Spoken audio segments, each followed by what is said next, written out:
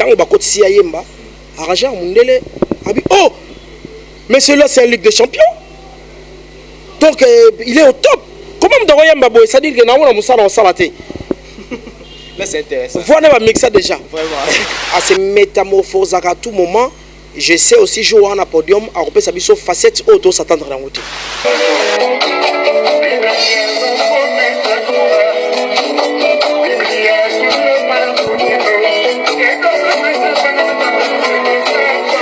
Mais en tout cas, c'est parmi les 2 ou les 3 musiciens congolais au Babetara Mingi. Tous les jours, c'est impossible. Aucun des bars, boîtes de nuit, fêtes, aucun de profiter. Et ça impossible au la mukanaton ti journée si la aucun de profiter.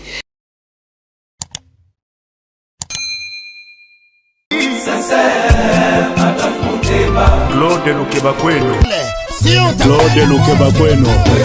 Claude Lukebakweno. Prochaine naïe, j'espère. Claude Lukebakweno. Prochaine naïe, j'espère. Bokoto babi Claude Lukebakweno TV et na montage Bagoloise nyonso oh vraiment bolinga boyoka actualité à mission na bino bolinga mingi faire gola Jésus de nyonso et puis actualité musicale et ça awa na Claude Lukebakweno TV moto danger na baki susu moto danger et vraiment to tindika ba chaîne mike batikela biso nzela to leka avec boss de boss initiateur à chaîne oyo Claude Lukebakweno l'homme de jugement par défaut le guerrier de faire gola maître Moussa Mangi makambe bandi yanika bekabolos boucle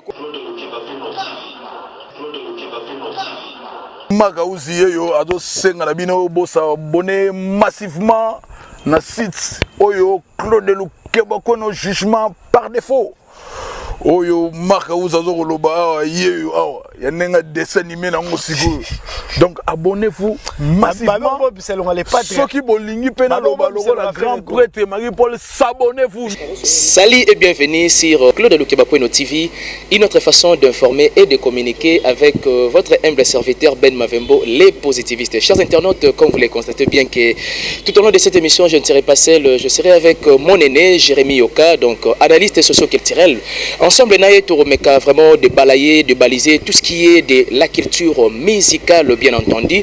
Mais seulement avant de Jérémy Makiese d'ouvrir pour moi la caméra pour passer la possibilité de saluer mon aîné d'estime avec beaucoup d'affection. Mais seulement, j'aimerais d'abord bien remercier mon boss Claude Lukebakweno, jugement par défaut. Un grand merci à mon vieux Amédée Mavila, donc le conseiller de Jack Intona, et un grand merci à mon vieux René Mania Motomoko. Hyper bien, la noblesse oblige Mavembo, et en tout cas, je pense bien que nous partageons le même langage avec Jérémy Makiese. Donc, prière de m'aider, d'ouvrir surtout la caméra pour épais possibilité. Merci beaucoup surtout à l'assistance. Il y a Bogard de la presse et RH. Merci beaucoup à l'assistance Nabino. Merci beaucoup à mère Alek Aspara Lindambi depuis les États-Unis. Mon aîné Jérémy Yoka, analyste socio-culturel. Bonjour. Ouais, bonjour Ben Mavembo. Joyeux anniversaire à moi-même. Pour le bien anniversaire.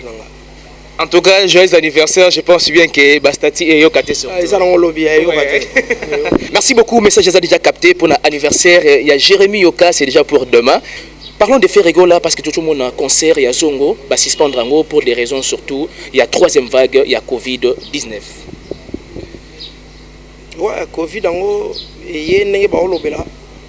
et puis bah suspendre l'activité. C'est bon, tout autant là nous quoi. Mais ngai affaire à Covid au sanga moi passe. Honnêtement parlant. Covid yo puisque on a eu ça. Ce que les alliés c'est que ça sans impact na kin. Ce qui Covid déjà c'est que ça sans impact. D'où pour niveau mondial Covid est bomier mais le on va contre na stade. Mais biso to bandi au kende vers 2 ans. O mboke telema.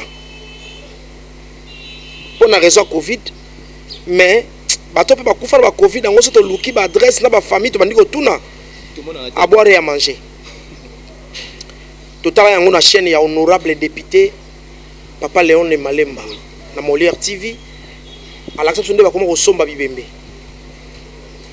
Nous on a vu la Covid na problème sous mais bino zo 3000 poto komanga na acte de décès a fait na Covid. Alors ba aider biso. Mboke tambola boité telemi makasi mboke telemi. C'est pas bien. C'est pas bien.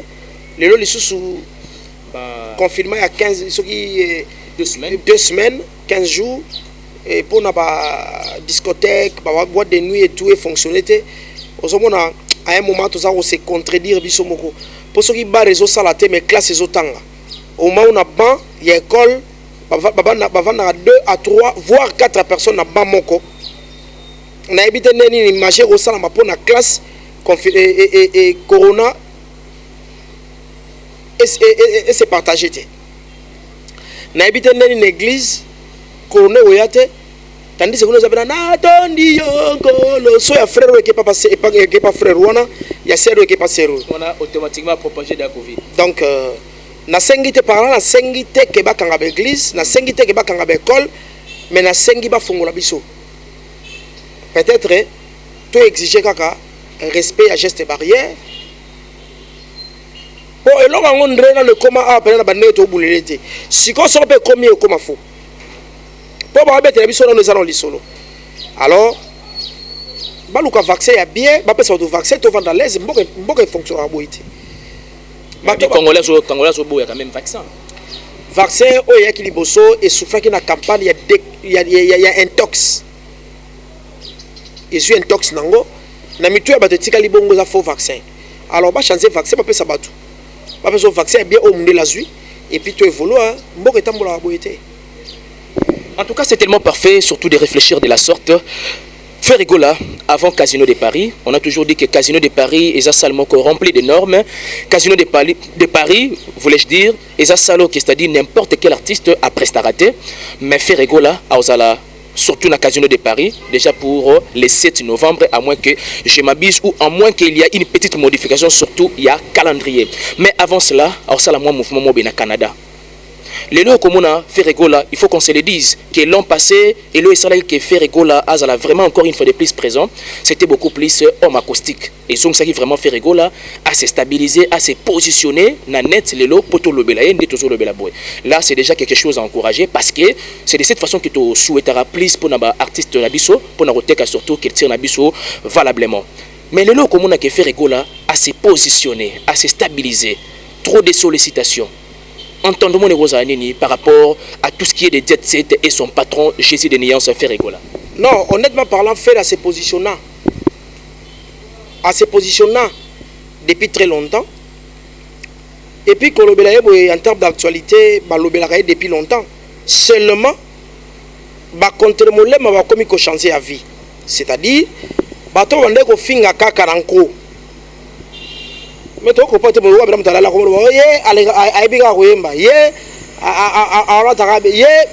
que qualité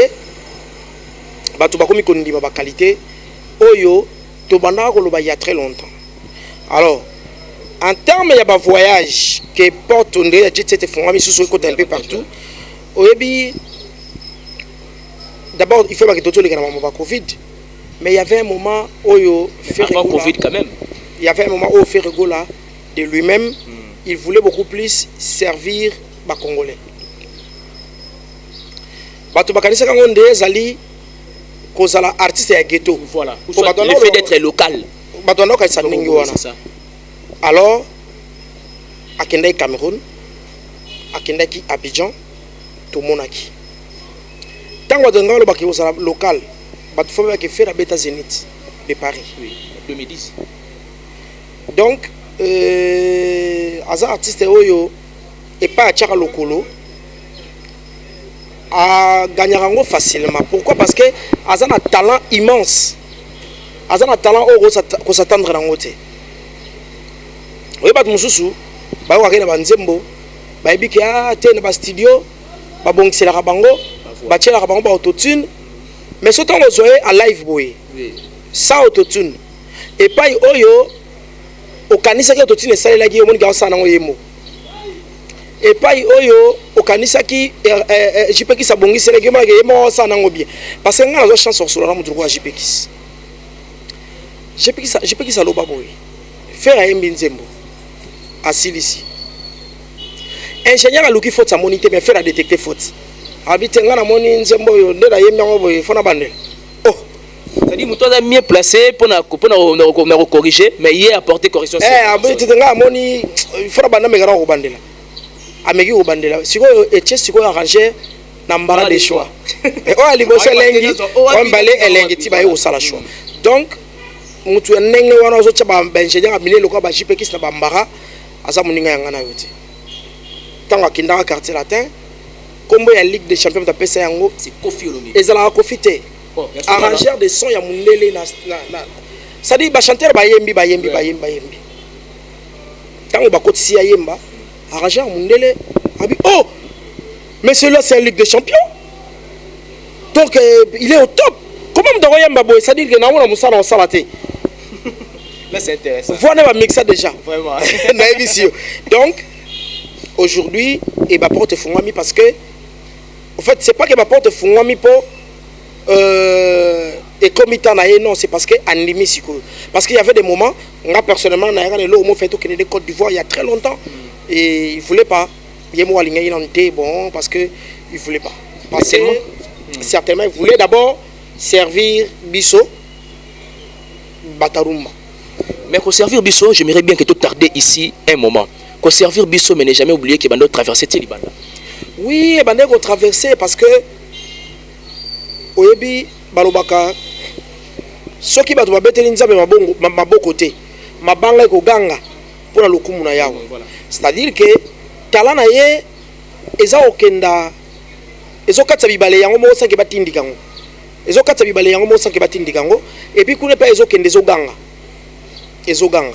Contrairement, il y a d'autres personnes ou d'autres artistes oyo batindika ka succès. Ça veut dire misi ben album yebo fakatsa braza na gesela ngo promotion na braza.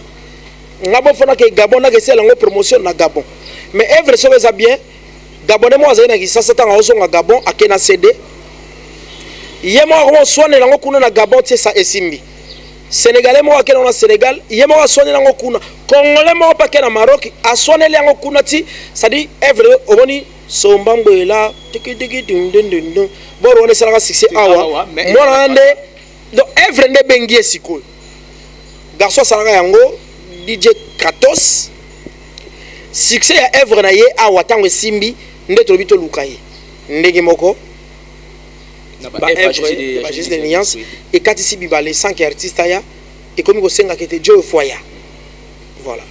Tant d'absence surtout na Paris précisément parce que tu dis que Paris est surtout vélo et ça regorger pas mal de salles pour nos prestations pour nos festival musical mais Jésus des nuances c'est dit oui pour le 7 novembre na Casino de Paris. Selon toi est-ce que faut baser la Jésus des nuances il y a 10 ans passés ou soit faut baser là Jésus des nuances na prestation avec une dose d'amélioration. Dose d'amélioration ferait à s'améliorer de jour les jours. Rappelez-vous faire il y a maison mais à les marquer. Il y a les marqués à quartier latin. Il y a quartier latin à jet set. Et puis il y a jet set sans du faire il y a biberon mais il y a culpa à ça motomoroté. Donc, à ces métamorphoses à tout moment, je sais aussi jouer en podium à repérer sa biso facette auto s'attendre dans côté. Et la facette auto s'attendre dans côté. Bino zelaye aya et pas mon sousou. Tant on va apparaître, bon il y a quelle dimension oza ne aloba na mbi bango likolo. Donc dimension okende sous likolo et jour où on est événement oyo et yango na ngapia so vaccin ko pour biso faire okende bandule wana. Pour me réviser comme il peut faire exercer un vaccin bani donc voilà quoi.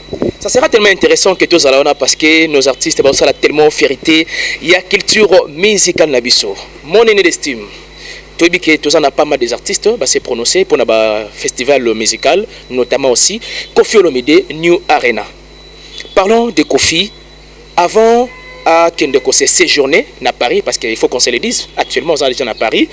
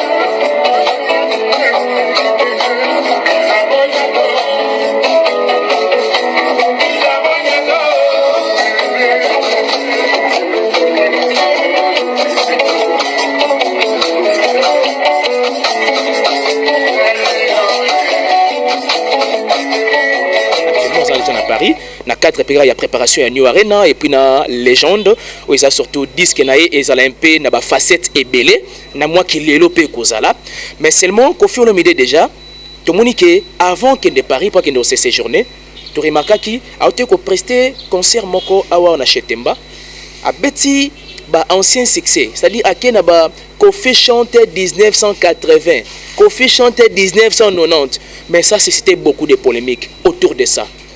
Est-ce que vous avez un mot en qualité d'un analyste socio-culturel par rapport à la grandeur, l'immensité, c'est-à-dire il y a savoir musical, il y a Koffi Olomide.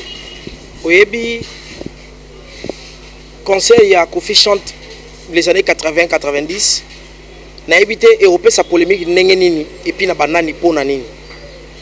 Koffi c'est parmi, pour ne pas dire il est le seul, mais en tout cas c'est parmi les 2 ou les 3 musiciens congolais au babetaka mingi. Tous les jours c'est impossible aucun des bars, boîtes de nuit, fêtes au kanzembo Koffi. C'est impossible au la mukana tonti journée si la au kanzembo Koffi.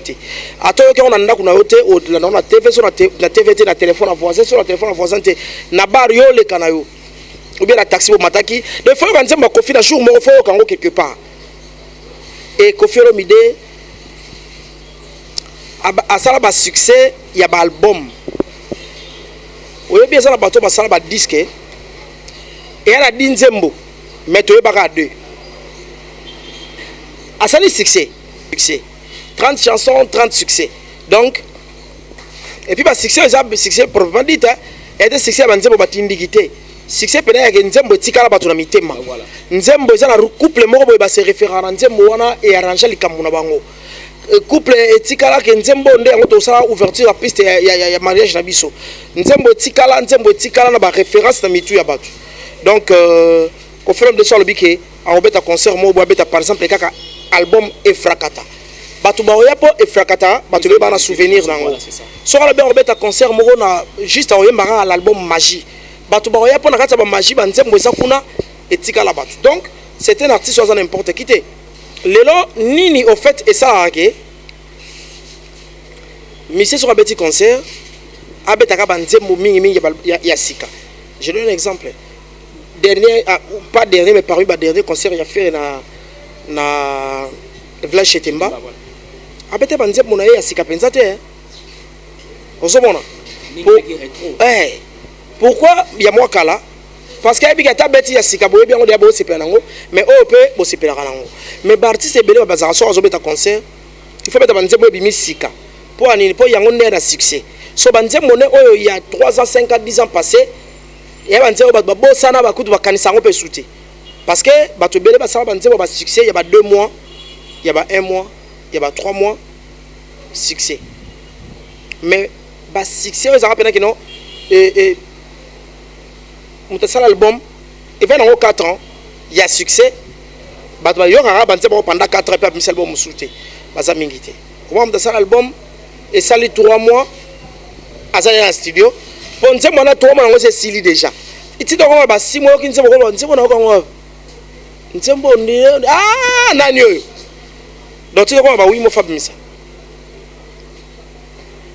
yango wana donc je pense que c'est normal Koffi Olomide abeta banzembo na yakala po ezana na place na mitima batu et puis ba Koffi ba bato yo da banzembo no tango yo botama yité o botami o kolozu maturité o yo kiango sepel nango donc en quelque sorte azapé de génération en génération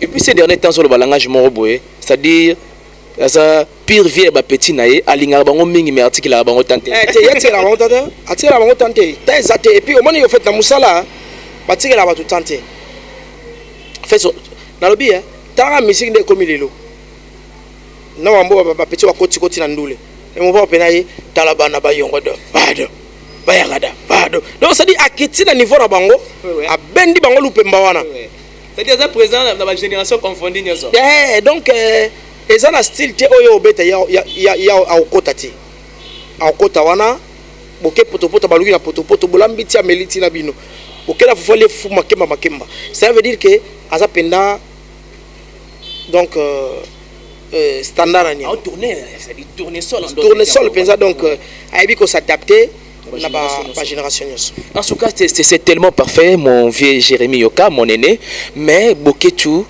et ça la rondeni parfois tant ba combattant ba se mobilisaka pour dire non na ba artiste na biso ke ba prester libanda te alors que moto ba bandai ko linga ke asa na pouvoir te lelo azate. Aujourd'hui on a un régime mososo mais bazo toujours continuer à s'opposer pour la prestation. Il y a pas mal des artistes, notamment Kofi Olomide.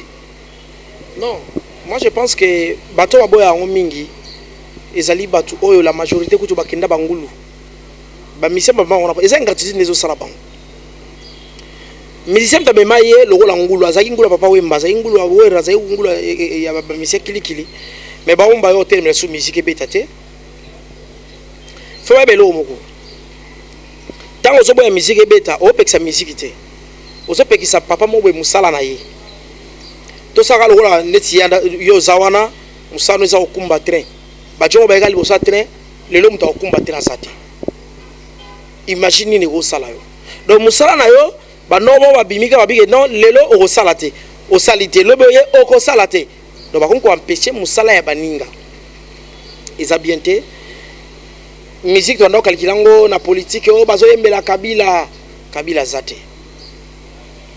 Félix aye bata potongo kutu bango nyo sonde ba yo tonda nao ba yo za misala siko bolingi suni bolingi ni donc boyebelo bozo lukate otanga pe komba Boketu premier ye na okela ke soni pas osala soni na biso ba Congolais libanda surtout que ça peut venir en mongo on s'appelle na soni surtout que ça peut musicien ayemba isankele ozo comprendre alors olé oluko sala banzembo manque d'inspiration au commun combattant ou empêcher chaque activité baninga c'est anormal. Est-ce que Kofi a une méthode ya fali quel que soit dire non na prestation mais en beta kaka te ngala banzi ko tu fais comme bongo faut comme appeler que bino lobi non si faut to beta na salle vide to beta salle vide pour to beta ki ba ko beta si beti ngba to beti la police spéciale comme ça non ozomona donc babelo ango ya kabiso le ko balobaki we to annuler non basa banani.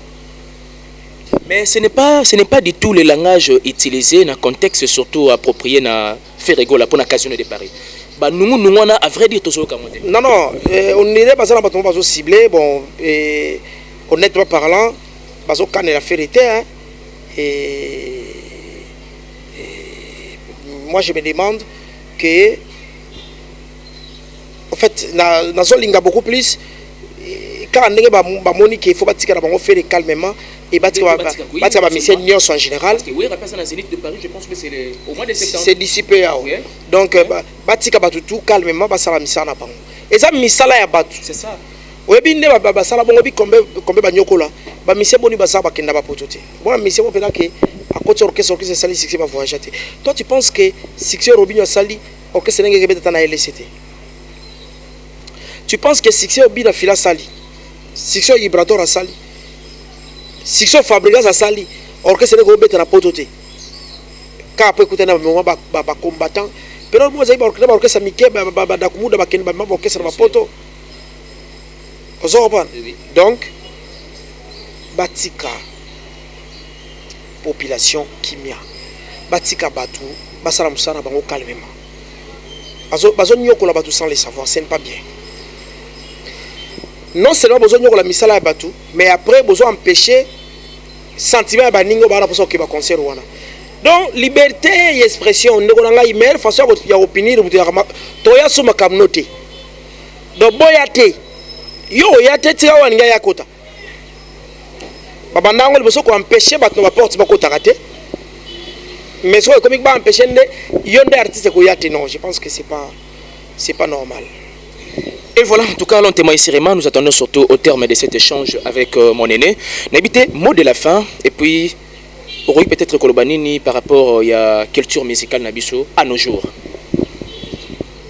Culture Nabiso lelo nazolo bango mille et une fois musique Nabiso ezo perdre authenticité.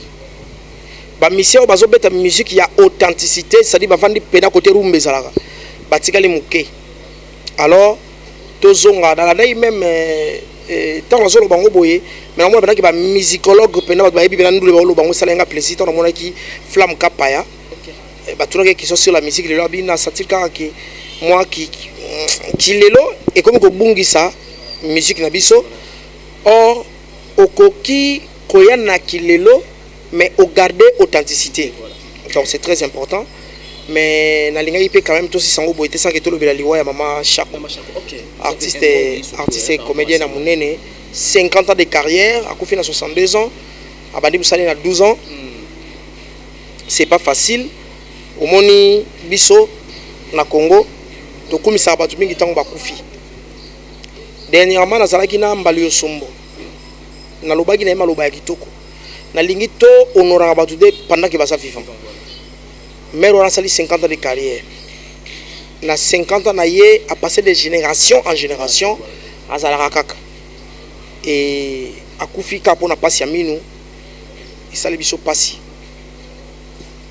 Maman Denise azongi likanisa ko pesa ba comédien hôpital ya ofele ba traiter bango ofele eza place akufeli ba bandai ko ba saki opération wana ofele ya minu mais na bandi ko ba médecin na tour na bango ba améliorer pe qualité musala cela veut dire pour selon famille macha glo bazolela minimum ya négligence mutaye par exemple na 15h bo andi aussi mais na 18h moni dans le but erreur moment le bagi yango wana mais ngala pese exemple donc malade aye bo aussi mais les cas à 3h bo ebite ni malade ezo sana nzoto alors ba améliorer qualité musala ba améliorer considération ya ba artiste au bazo ya consommation courant et vive l'artiste Machako asali musana etambula 50 ans de carrière c'est tellement azo mérité to mboka mobimba boni biso apo on doit to cultiver tu vas to yoka par exemple samedi à partir de 15h30 mututu musala sala tika beta mabo makasi to ga mboke beti maboko to honorer artiste aki mais et loko je me rappelle avant Kabila pas kende ba sala ngolo ba basi to betela ba siffler o beta sala au même moment et puis la commune ba to si banzungu ba o gangi to la sibra ke no fa kende il a compris akenda ne mo mère peda fala kunda mampe OK na yampe fallait attendre dans la morgue qui ça mo bimba et beti maboko au même moment pour la relever vive l'artiste bravo l'artiste. Tellement parfait, merci beaucoup à mon vieux tête de Bam Yabatu mère Joël beauté numérique et ça fait tellement plaisir. Mon vieux Jérémy Oka, n'abi que voir à nous batu moi mingi té. Mais quand on t'a moi lelo. Na pesi ko tu la fontaine qui lembe mbota za na États-Unis d'Amérique et puis petit frère nga Bodi Bontolo Gauthier Litanda na pesi mboto la nanga je crois à Paris ou na Belgique et puis Gina Mujinga ma popi et petite sœur propre ma popi Gina Mujinga et puis mère quadruple Marie Kapinga ozoluka il sama que te occupe par le rôle tenga mama banga talanga te talanga pirate mais la fan ça même batu ngai ouais c'est ça Kams Kamena na pesi mbote na Paris Kams Kamena na pesi mbote et puis Mamso na Mbomba na pie mbote pas Clément Sosongo za na Londres na pesi mbote na Anifa Koufi azana Paris na pesi mbote na pesi bat na tu ya Serge Banque Mondiale na pesi mbote na biki kalate ba vacances yango ezana kisasa to zana yo et puis na pesi pe na Claude Lukweba Kweno et l'homme de jugement dernier na pesi mbote. Jack, lui, il n'a pas besoin d'argent, il a problème de dépenses. Mais Bisso va dépenser à Boyazo, dépenser pour nous sauter. Mais il faut dépenser aussi pour nous parce que tu n'as pas de problème de dépenses. Nous, on a des sérieux problèmes de dépenses. On a des sérieux problèmes de dépenses. Au fond, là, quand il y a élaboration d'un projet, mais non, mystique. Ça dit ça, projet, nous, on a problème d'argent et vous avez les problèmes de dépenses. Alors, amenez l'argent. On va dépenser maintenant. Merci beaucoup de s'abonner, merci beaucoup de partager, merci beaucoup à toi JM, Jérémy Makiese, Ozagina Simoya Caméra et à la personne de Ben Mavembo les positivistes. Un grand merci à Claude Lukebakweno, jugement complet. Merci beaucoup à toute l'équipe, surtout de Claude Lukebakweno. On est ensemble, travaillons avec conscience. Merci beaucoup surtout à l'assistance, surtout à RH. Merci beaucoup à la noblesse oblige Mavembo, mon vieux Marco Diolet, les passeports rouges, on est ensemble. Un grand merci à mon vieux Elite Olongue. Pourquoi pas aussi à mon vieux Alain Sikiti. Beau s'abonner massivement, Tolingarabino tellement y a trop et tout ça là toujours de notre aimé Yarope Sabino Oyobino Bolingaka. Bye bye, à la prochaine.